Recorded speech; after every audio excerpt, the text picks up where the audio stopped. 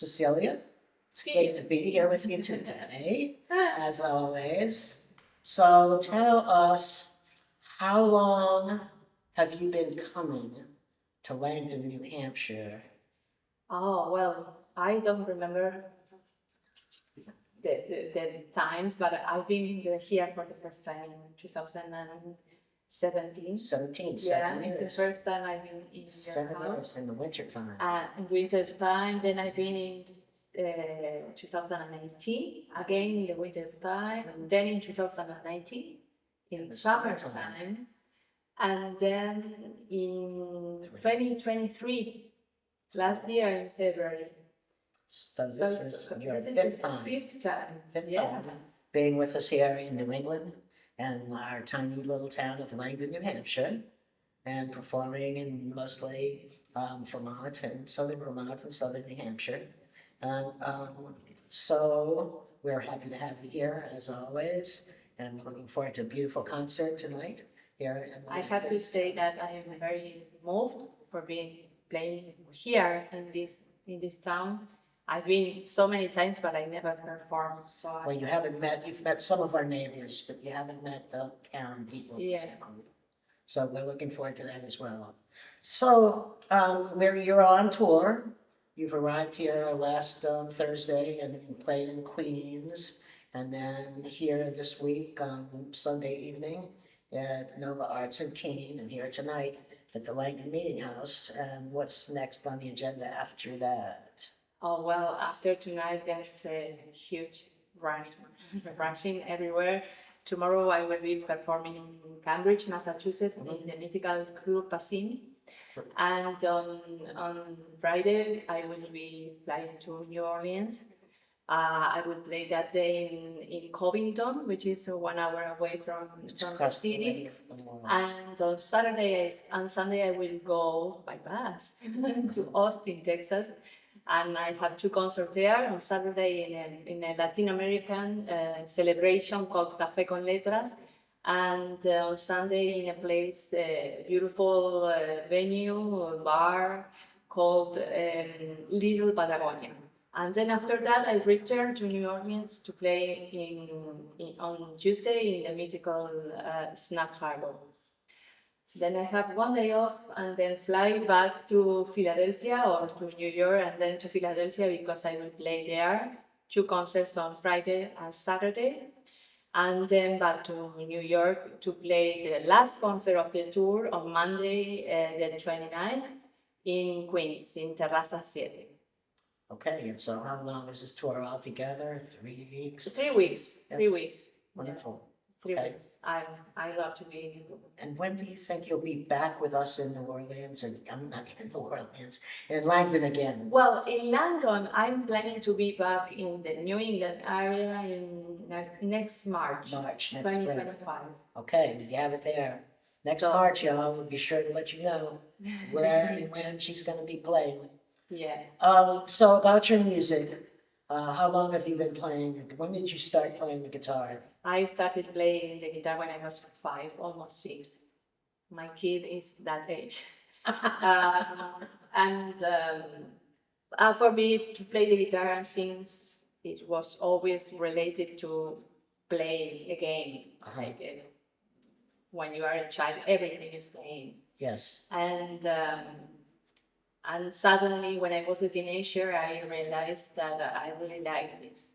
And one music teacher said to me, you have something, you have an opportunity to perform, and you go for that, you don't care anything. So did you think that it could be your way of life?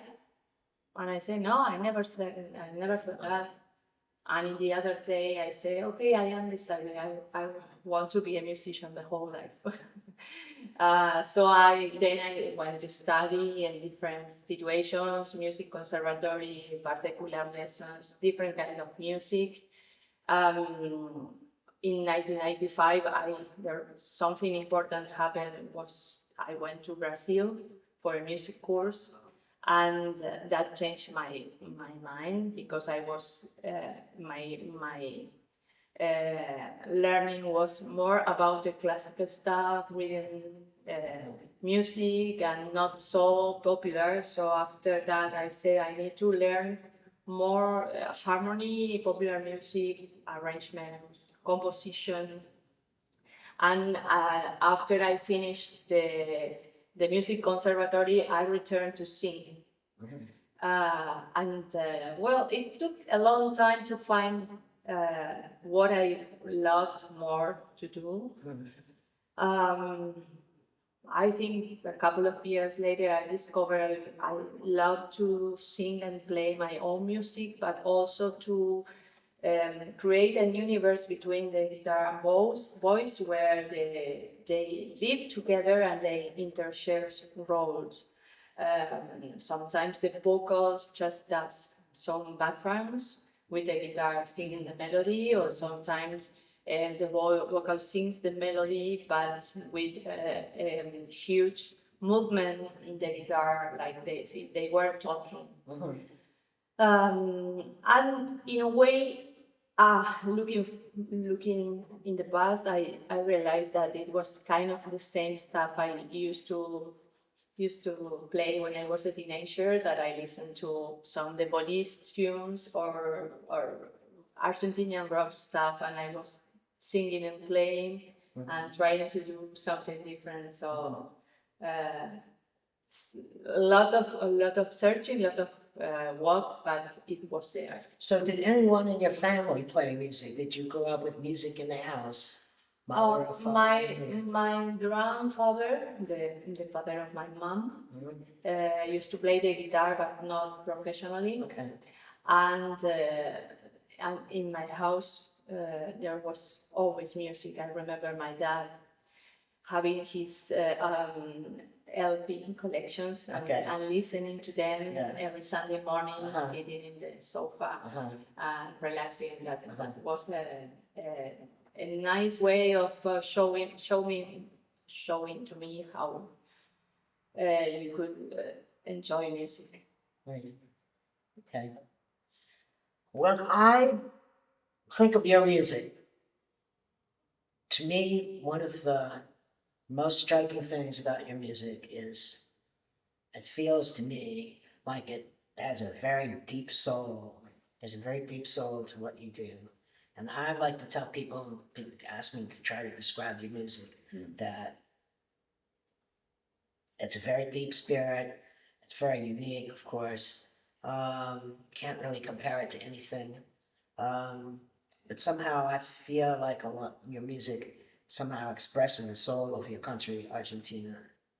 And there's also, Argentina has a history because it's a country, it's very European, it's a very sophisticated country. You have the Spanish heritage, which is the heritage of the guitar. And how do you perceive all those things and how they inform your music?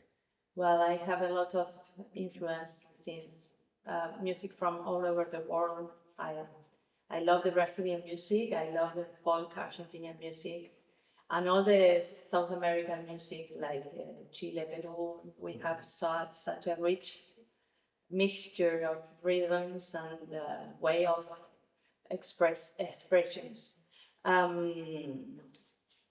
Down there, the culture is such an important thing that there are many artists doing beautiful stuff, really beautiful. I really don't know.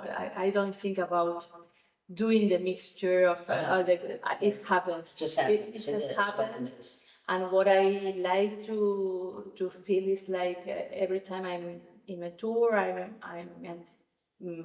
with another culture, I respect more my own culture. I protect more my own culture, and it doesn't have to be just a way of playing a song, a popular song from Argentina. It's a way of how you feel the connection with music, with the audience, with yourself, like a spiritual thing. If you want to hear more of Cecelia's music, you can look it up on any web browser. The name is Cecelia Zabala. That's Cila, Cecelia, Zabala, Zabala Zabala. .com.ar from Argentina. Yes. That's my website. And I also highly recommend her YouTube channel, and you could just go to YouTube and look up Cecelia Zabala.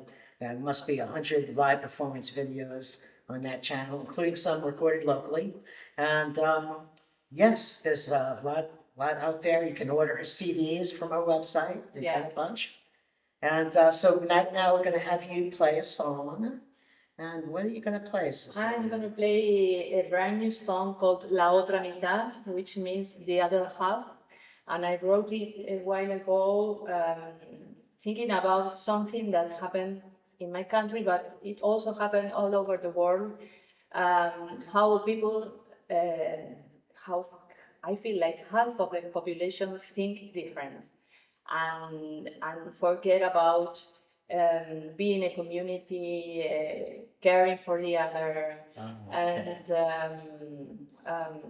being connected with nature, with themselves, not the consumism, for example. And it's in a way it's a desire of understand how the other people think, to try to put me in their shoes, and to create together a new world or a new way of living.